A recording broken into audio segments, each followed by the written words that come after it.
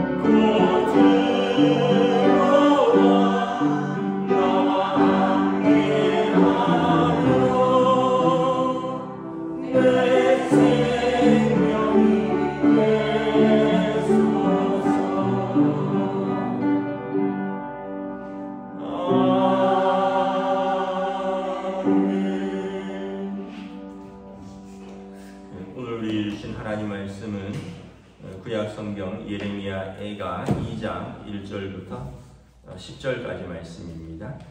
예레미야 애가 2장 1절부터 10절까지 말씀입니다. 다 찾으신 줄 알고 저와 여러분들이 한 절씩 교독하도록 하겠습니다. 슬프다 주께서 어찌 그리 진노하사 딸 시온을 구름으로 덮으셨는가. 이스라엘의 아름다움을 하늘에서 땅에 던지셨으며 그의 진노의 날에 그의 발판을 기억하지 아니하셨도다. 주께서 야곱의 모든 거처들을 삼키시고 긍휼히 여기지 아니하셨으며 모아사 딸 유다의 견고한 성체들을 허물어 땅에 엎으시고 나라와 그 지도자들을 욕되게 하셨도다. 맹렬한 진노로 이스라엘의 모든 뿔을 자르셨으며 원수 앞에서 그의 오른손을 뒤로 거두어 들이시고 맹렬한 불이 사방으로 불사른같이 야곱을 불사르셨도다. 원수같이 그의 팔을 당기고 대적처럼 그의 오른손을 들고 서서 눈에 드는 아름다운 모든 사람을 죽이셨으며 딸 시온의 장막에 그의 돌을 불처럼 쏟으셨도다. 주께서 원수같이 되어 이스라엘을 삼키셨으며 그 모든 궁궐들을 삼키셨고 견고한 성들을 무너뜨리사 딸 유다의 근심과 애통을 더하셨도다. 주께서 그의 주막을 동산처럼 뚫어버리시며 그의 절기를 폐하셨도다. 여호와께서 시온에서 절기와 안식일을 잊어버리게 하시며 그가 진노하사 왕과 제사장을 멸시하셨도다. 여호와께서 또 자기 제단을 버리시며 자기 성소를 미워하시며 궁전의 성벽들을 원수의 손에 넘기셨음에 그들이 여호와의 전에서 떠들기를 절기의 날과 같이 하였도다. 여호와께서 딸 시온의 성벽을 헐기로 결심하시고 줄을 펴고 무너뜨리는 일에서 손을 거두지 아니하사 성벽과 성곽으로 통곡하게 하셨음에 그들이 함께 쇠하였도다. 성문이 땅에 묻힘에 빗장이 부서져 파괴되고 왕과 지도자들이 율법 없는 이방인들 가운데 있으며 그 성의 선지자들은 여호와의 묵시를 받지 못하는도다. 딸 시온의 장로들이 땅에 앉아 잠잠하고 뒷결을 머리에 덮어쓰고 붉은 배를 허리에 둘렀으며 예루살렘 처녀들은 머리를 땅에 숙였도다. 아멘. 할렐루야. 오늘 또 우리에게 새날을 주셨습니다. 우리 주님 주시는 은혜와 평강이 가득하시기를 축복합니다. 계속해서 예레미야의 애가죠. 애가는 슬픈 노래라는 뜻입니다. 예레미야 선지자가 바벨론에 의해서 유다가 완전히 함락되었고요. 오늘 말씀에서도 나오지만 7절에 보면 궁전의 성벽들, 시온상 다윗이 이제 세웠던 그 예루살렘 그 견고한 성벽들이 다 무너졌고요. 또 자기 제단을 버리고 성소를 미워하셨도다. 이스라엘의 자랑이죠. 솔로몬 성전이 다 무너졌습니다. 그러면서 이제 우는 거죠. 하나님께서 어찌 우리를 이렇게 버리셨나이까.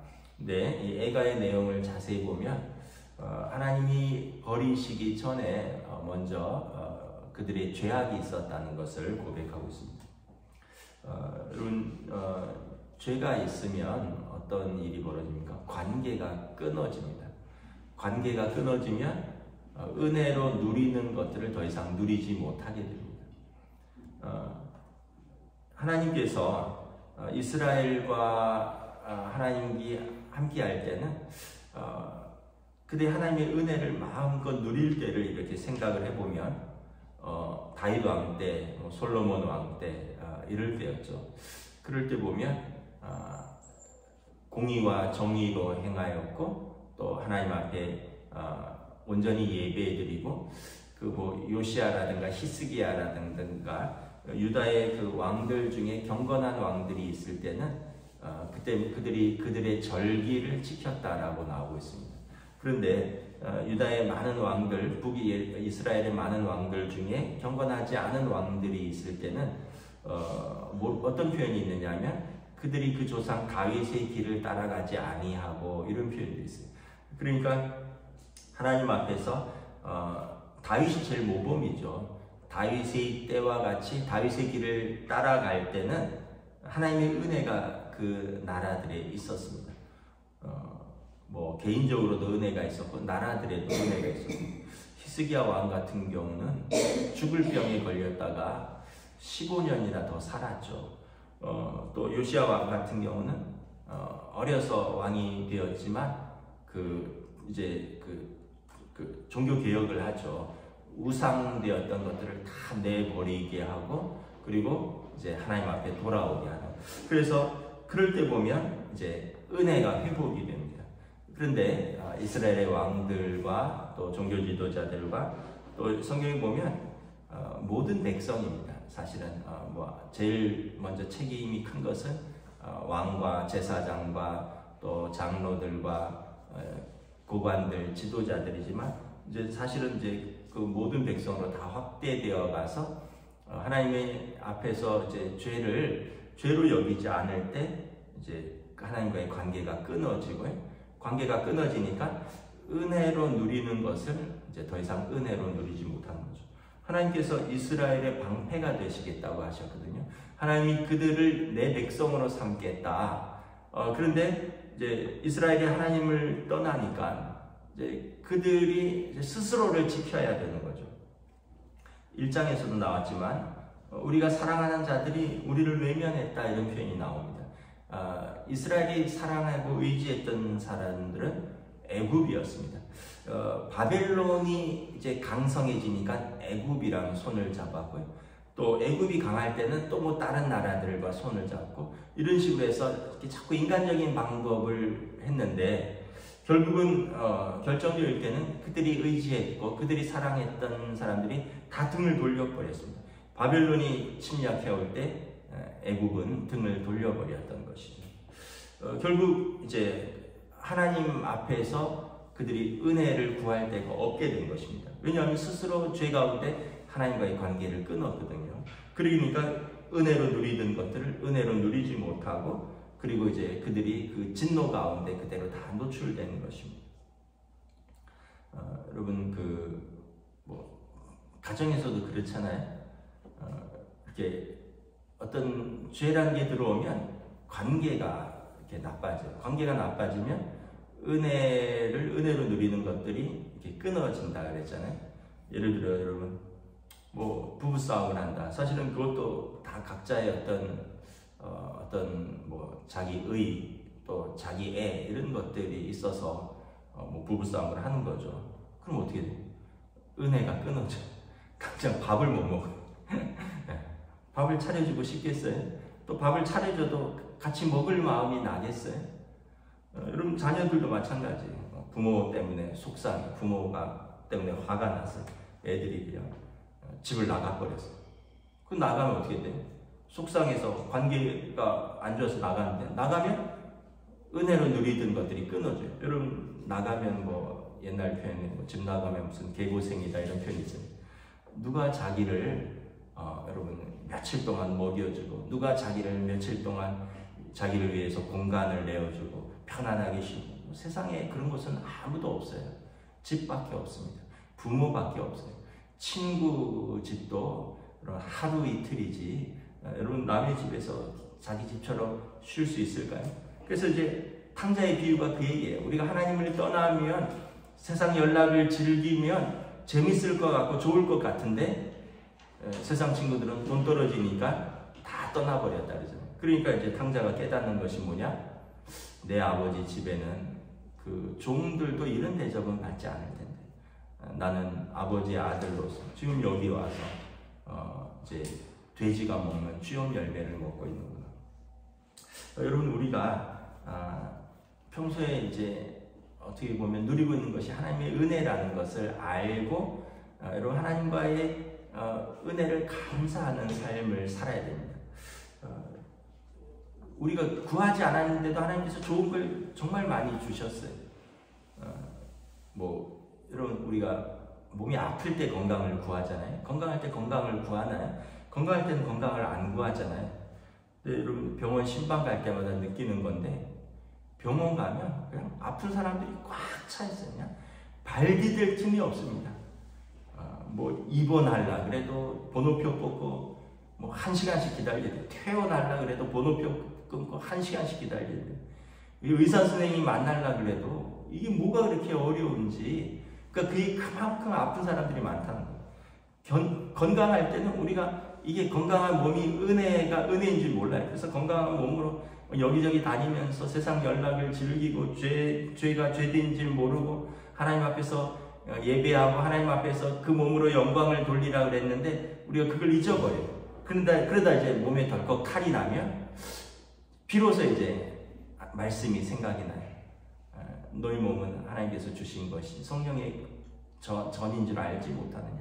너희 몸으로 하나님께 영광을 돌리라. 내가 내 몸으로 뭘 했나.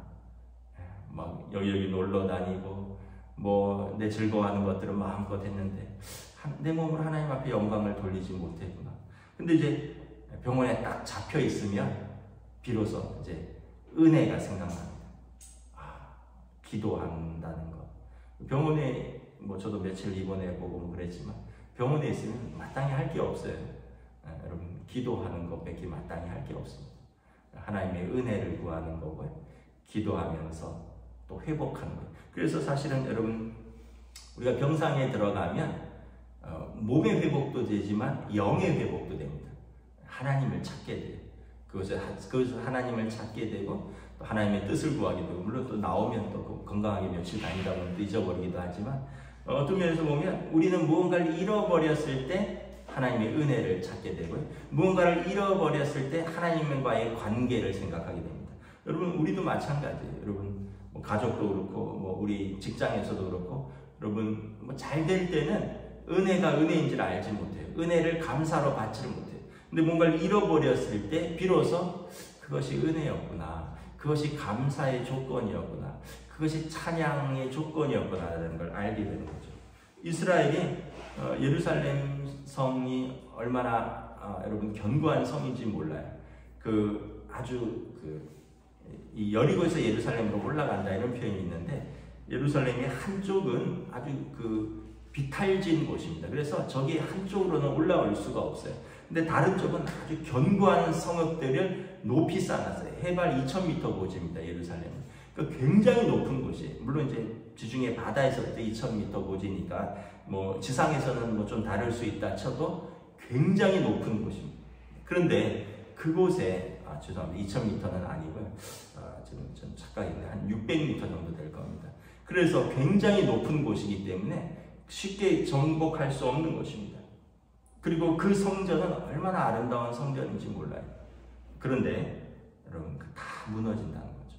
성이 무너지고 성전이 무너지고 그리고 그들이 그 절기 예루살렘에 모여서 막 시끄럽게 하던 사람들의 지금은 이방인들이 그 예루살렘에 모여서 그들의 절기처럼 시끄럽게 한다는 거예요. 그들의 절기가 폐해졌다는 거예요. 그 존귀히 여김을 받던 이스라엘의 왕과 이스라엘의 제사장들이 멸시당했다는 거예요. 그리고 그들이 매주일 지키던 안식일을 잊어버리게 되었다. 바벨론으로 포로 가서 어떻게 안식일을 지킵니까? 그래서 여러분 시편에 보면 우리가 그 바벨론 강가에 앉아서 울었도다. 기억나죠? 예배를 드릴 때 드리지 못하는 것이 예배 드림이 얼마나 큰 은혜인지 울었도다. 여러분 우리가 하나님 앞에서 오늘 은혜를 누릴 때 저희가 감사할 수 있기를 원합니다.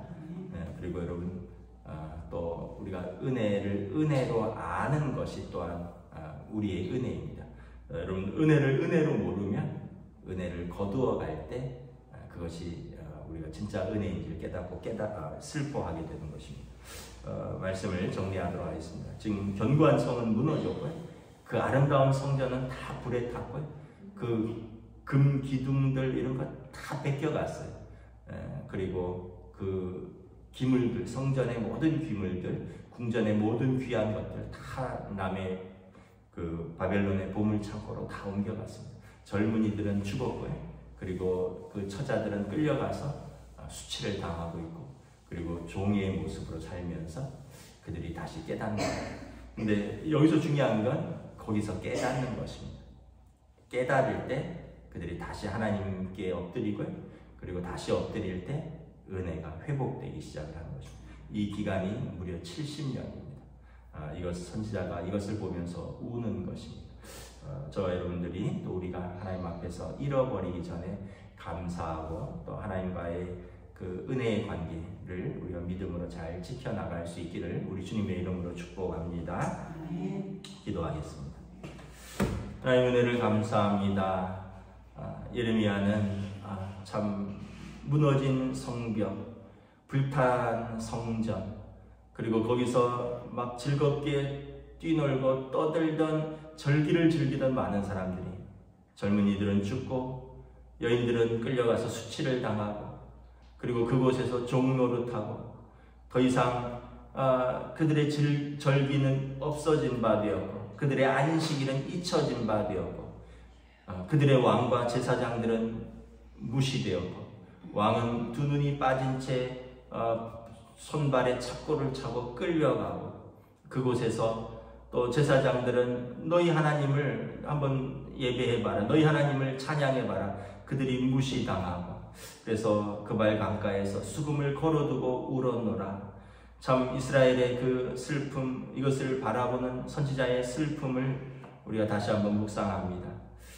우리에게도 이런 시절이 있었습니다. 참으로 일제 치하에 나라를 빼앗겨서 젊은이들은 전쟁터에 끌려가서 죽고, 젊은 처자들은 또 여러 가지 수치를 당하고 강제 노동으로 고통당하고 종노릇하며 우리 말을 쓰지 못하고 우리 글을 말하지 못하고, 그러다 또 전쟁이 일어나고, 참으로 여러 가지 인생의 우리의 현대사를 보면서도 우리가 얼마나 하나님의 은혜가 지금 큰가를 고백하지 아니할 수 없습니다. 우리가 다시 그 고통을 되풀이하지 않기 위해서 우리가 하나님 앞에서 어떻게 서야 할 것인가, 하나님의 은혜를 어떻게 은혜로 받고 감사하며 어떻게 우리가 죄를 떠나 하나님 앞에 온전한 모습으로, 그래서 우리 몸을 통하여 하나님께 영광을 돌려드릴까, 우리가 겸손히 우리 자신을 돌아볼 수 있기를 원합니다. 더불어서 이제 6월 나라 사랑의 달에 나라를 위하여 피 흘리며 수고한 모든 우리의 또 선조들을 생각하며 또 감사하며 우리도 나라를 위하여 사랑하고 기도하고 수고하는 우리의 사명을 또 각자의 자리에서 감당할 수 있도록 은혜 베풀어 주시옵소서. 감사를 드리오며 우리 주 예수 그리스도 이름으로 기도드리옵나이다. 아멘. 하늘에 계신 우리 아버지, 아버지의 이름을 거룩하게 하시며 아버지의 나라가 오게 하시며 아버지의 뜻이 하늘에서와 같이 땅에서도 이루어지게 하소서. 오늘 우리에게 필요할 양식을 주시고 우리가 우리에게 잘못한 사람을 용서하여 준 것 같이 우리 죄를 용서하여 주시고 우리를 시험에 빠지지 않게 하시고 악에서 구하소서. 나라와 권능과 영광이 영원히 아버지의 것입니다. 아멘.